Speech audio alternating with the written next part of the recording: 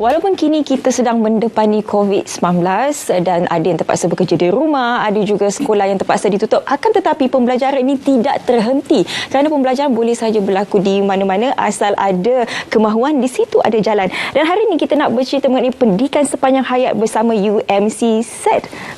Dan di sebelah saya bersama saya Dr. Amiruddin bin Kamsin, pemangku pengarah UMC SET. Betul ya, UMC SET? Betul. Okey, dan juga di hujung sana Dr. Muhammad Zulkifli Zakaria, Pegawai Dasar Ekonomi dan Korporat Yang Amat Berhormat Menteri Besar Selangor, pensyarah dan juga alumni UMC SET. Assalamualaikum. Waalaikumsalam. Sihat kedua-dua hari ini? Alhamdulillah.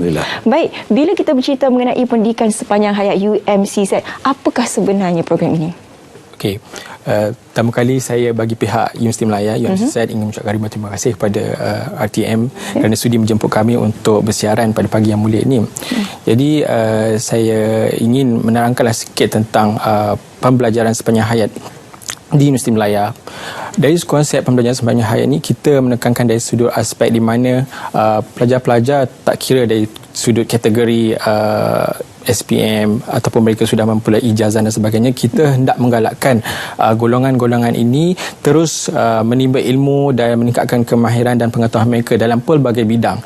Jadi kita diwujudkan untuk membenarkan, membolehkan rakyat Malaysia khususnya ataupun antarabangsa untuk bersama-sama meneruskan pencarian ilmu dan peningkatan kemahiran sepanjang hayat mereka. Bila di UM ni kita tahu Universiti Melaya satu nama yang gah. Untuk pembelajaran sepanjang hayat ni, apa sebenarnya program yang ditawarkan untuk mereka di luar sana? Baik, terima kasih. Dari sudut program di UMC SET, kita ada program berbentuk akademik dan juga program yang bukan akademik. Untuk program akademik ni, kita ada buat masa ini, kita ada dua program, iaitu program diploma eksekutif dan juga program diploma. Dari sudut program diploma eksekutif ini adalah lebih kepada program yang ditawarkan kepada maafkan saya, iaitu untuk golongan yang bekerja. Walau bagaimanapun untuk mereka lepasan SPM, mereka boleh menyambung program diploma di Universiti Melaya. Itu kategori yang akademik. Bagi kategori yang bukan akademik, kita ada beberapa jenis program yang bersifat bukan akademik ini, yang khususnya untuk memberi kemahiran ataupun meningkatkan lagi profesional seseorang dalam sesuatu bidang ataupun bidang-bidang yang lain. Dari sudut program yang ditawarkan adalah ada program jangka pendek, kursus jangka pendek dan juga program pembangunan profesional. Dan ia biasanya melibatkan pelbagai bidang, bukan saja terhad dari sudut bidang pendidikan dan sebagainya, tapi melibatkan bidang-bidang untuk meningkatkan kemahiran dari sudut bahasa, dari sudut pengurusan, kewangan, penampilan diri, hospitality, pengajian Islam, pemahiran membaca Al-Quran dan sebagainya lagi, teknologi maklumat dan sebagainya. So, jalinan khusus akademik dan juga bukan akademik ini adalah satu jalinan yang sangat baik di Universiti Melaya kerana dia menyediakan satu ekosistem untuk pembelajaran sepanjang hayat yang berkesan lah. Walaupun dalam masa yang sama kita sudah memiliki suatu kelayakan, kita still ada keinginan untuk menyambung bidang-bidang yang mungkin kita tak pernah tahu sebelum ni. Contoh, kalau macam saya mungkin daripada bidang teknologi maklumat, sains komputer dan sebagainya, saya mungkin berminat untuk dari sudut program NLP ataupun dari sudut kewangan dan sebagainya. Saya boleh datang ke UMC SET, Universiti Melaya, untuk menimba kursus-kursus jangka pendek ni lain daripada kursus jangka panjang ataupun akademik yang baik. Jadi banyak program yang ditawarkan sebenarnya di bawah UMC SET. Dan di sebelah ni kita baca tadi alumni-nya. Kalau kita tengok nama Dr. Muhammad Zulkifli Zakaria, dah doktor dah. Jadi apa lagi ilmu yang ditimba sebenarnya melalui program ini? Yang sebenarnya ilmu yang boleh ditimba di UMC SET ni bukan setakat pendidikan formal. Kita berjumpa, bergaul dengan pelajar yang kadang-kadang sudah ada masters. Ya, betul. Tapi mereka sambung, ada yang lawyer, guam, yang dah doktor pun ada. Jadi perhubungan, pertukaran nota fikiran antara pelajar ataupun mahasiswa, itu satu ilmu yang tinggi, yang baik, yang hebat, yang kita mungkin sukar untuk dapat di peringkat-peringkat lain. Betul. Ini yang penting. Saya suka situ networking orang cakap. Yes. Walaupun kita macam tadi doktor cakap dah ada master, walaupun ada PhD sekalipun, tapi bila kita masuk ke satu pusat akademik macam ni, kita akan berjumpa dengan pelbagai lapisan masyarakat sebenarnya. Betul. Jadi bila kita bercakap mengenai pendidikan sepanjang hayat bersama UMCSET ni, Universiti Malaya, apa perkembangan terkini sebenarnya selain daripada program ini? Okey, soalan yang baik. Perkembangan di Universiti Malaya, di UMCSET. Sebelum tu boleh saya sambung daripada apa yang disebutkan oleh Dr. Zul tadi. Benar, because di Universiti Malaya, graduan atau pelajar ataupun mereka yang mengikuti kursus ini terdiri daripada pelbagai latar belakang. Ada yang termasuk dari sudut pemimpin kerajaan, dari sudut tokoh korporat, pihak-pihak profesional dari sudut swasta dan sebagainya, dan juga atlet sukan Malaysia, artis. So banyak kategori masyarakat Malaysia yang berada di Universiti Malaya, di UMCSET ni untuk menimba program tersebut. Dari sudut perkembangan UMCSET khususnya, kita sedang buat masa ini sedang menawarkan ataupun mencuba ke arah penjalanan kursus ataupun program secara teradun ataupun kita panggil blended learning.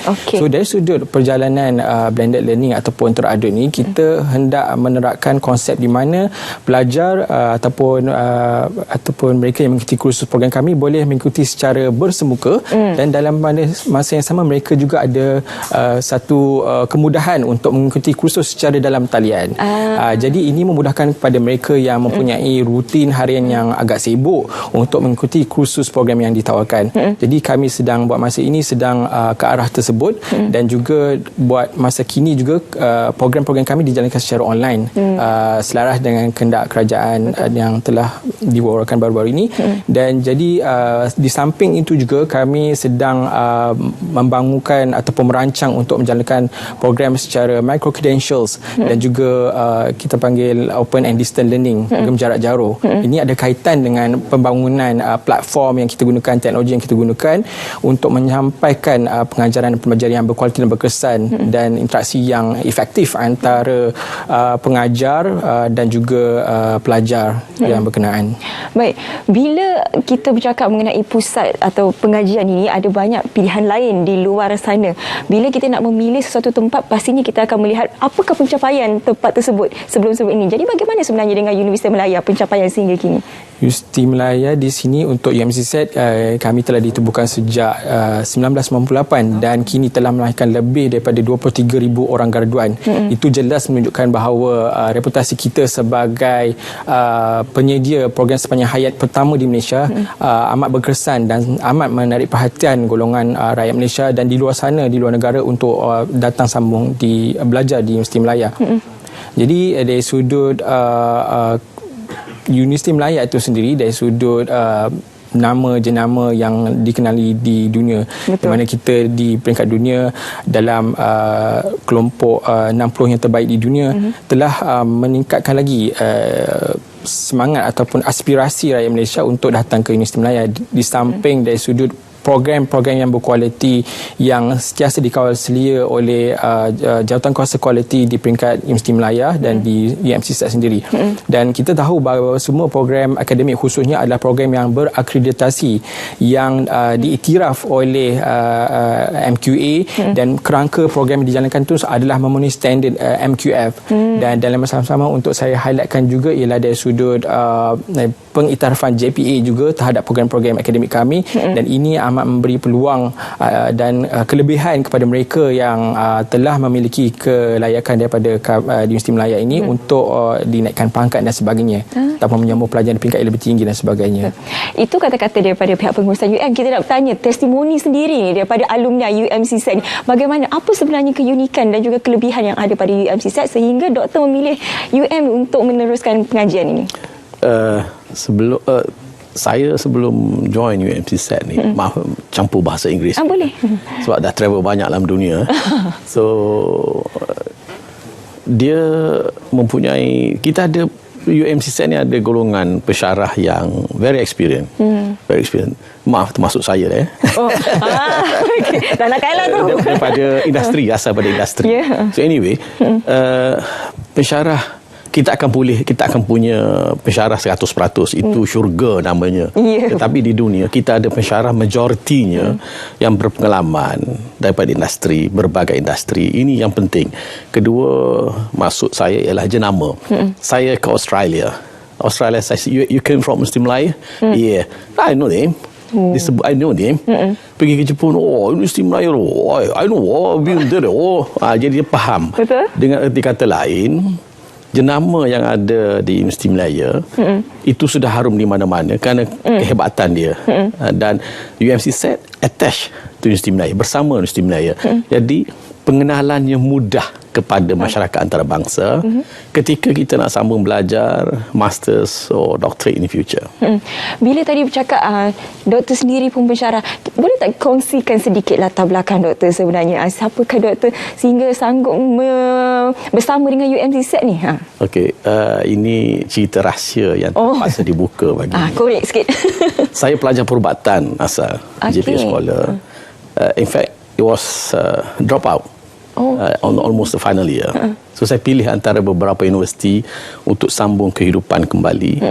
Dan saya pilih UMC dalam 6 buah universiti saya pilih masa itu, masuk yang swasta. Dan bila saya setelah sambung sebagai pelajar, of course dia ada manis dan pahitnya kerana masa kerja kita, kerana kewangan. Tetapi yang manis dia kekal manis sampai bila-bila. Yang pahit itu kita tawar-tawarkannya dan kita manis-maniskannya. Saya sambung belajar, tak ada yuran, tak cukup duit. Universiti banyak memberi nasihat pada saya masa itu. Saya masih ingat, ini cerita lama ini. Dan bila kita dah belajar, yang penting saya cakap pada pensyarah, saya nak semua 4 flat, saya akan work hard. And I got it.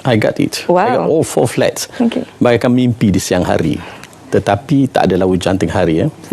Kemudian bila nak sambung belajar lagi, saya dapati universiti antarabangsa banyak mengenali Universiti Malaya. Bila tengok kita result 4 flat, they say one thing, we don't have to go forward with you with all the interviews or the exams. But what we have to do is, you have to continue show off what you can do from good university. Of course, we came from a good university. We proved them. Even my masters when I got 4 flats. For my first year. Second year tu kita khayal sikit, jadi kita kurang sikit lah 4 flats. So jadi dalam kerja pun bila kita sudah mencapai tahap ilmu yang banyak, yang asasnya diberi oleh UMC maka mudah kita bekerja, mudah sambung belajar, mudah cari ilmu. Sebab kena ingat asas. Rumah yang tak ada asas, kawasan lombong, tak ada piling, roboh rumah tersebut. Betul. Piling pun kena pilih material betul. Asas ni yang penting. So UMC bagi asas ni. Nampak. Baik. Sebagai kata-kata akhir, kita nak tahu juga harapan daripada pihak pengurusan sendiri bagaimana? Okey, harapan kami di Universiti Malaya UMC kami ingin meneruskan tradisi kami sebagai peneraju pusat kecemerlangan PSH di Malaysia dan juga di peringkat antarabangsa dengan menawarkan lebih banyak program yang kompetitif yang memenuhi standard dan keperluan industri dan semasa, pasaran semasa. Dan dalam usaha untuk menggiatkan lagi program-program yang sedia ada dan program-program baharu, kami sedang dan sentiasa akan bekerjasama dengan pihak-pihak sektor awam dan swasta ataupun badan-badan bukan kerajaan untuk menawarkan program yang memenuhi keperluan-keperluan mereka. Betul. Dan dari sudut hubungan jaringan ini, kami harap dan kami percaya dan yakin bahawa program PSH di Malaysia akan terus berkembang dan akan lebih dinamik dan lebih maju di masa akan datang, insyaAllah. InsyaAllah. Jika anda masih tercari-cari di mana untuk menyambung pelajaran, bolehlah cari UMC kerana jenama memang dipercayai. Lepas tu kita pun ada testimoni sendiri kata, kalau nak bina rumah, piling kena betul, material kena betul, pilih UMC. Satu saya cakap akhir. Jalan harus ke depan. Jalan harus ke depan. Bukan ke belakang. Betul. Jadi jangan berlengah-lengah lagi walaupun kita PKPB duduk di rumah, tapi pembelajaran boleh dilakukan di mana dan pembelajaran itu sepanjang hayat bersama dengan UMC. Terima kasih sekali lagi kita nak ucapkan kepada Dr. Amiruddin dan juga Dr. Muhammad Zulkifli Zakaria Kena Suri bersama dengan kami dalam Sabah Pagi Malaysia hari ini.